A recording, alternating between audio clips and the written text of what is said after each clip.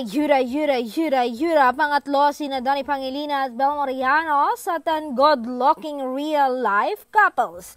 Sa Best 10 Beats ng social media influencer with Butch Francisco and Leo Katigbag. Puring-puringan nila ang couple, lalo na si Bel Mariano, malayo raw ang arating ng dalaga. When I saw her, sabi ko, meron ka talaga kailangan papatandain mo muna ng konti. Kasi parang as with everything, like wine gets better with age and whatever. I think the first time that I saw Beth, ako nababataan sa kanya. So kumbaga, hindi ko pa nakikita kung ano yung ex-quality niya. But when I met her recently, sabi ko, malayo ang aabutin ni Bel. Balikan natin na si Bel Basanto. Si Bel nung umpisa, yung mga mid-20s, hindi siya gano'ng kaganda. Hindi talaga.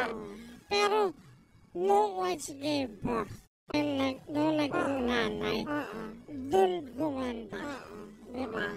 Parang yung maturity, parang all of a sudden, talagang buong babae na siya. Si Bel Mariano is getting that. Hindi ko naman sinasabi sa kanya magdalang tao siya, ano? Hindi.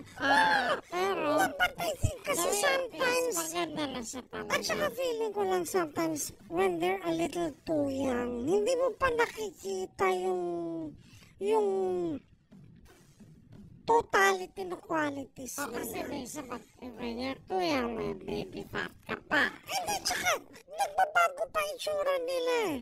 Pero ito, really, when I saw Bel recently, sabi ko,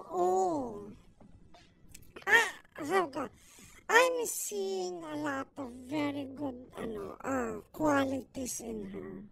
And look at this photo. That's actually a good photo of that one.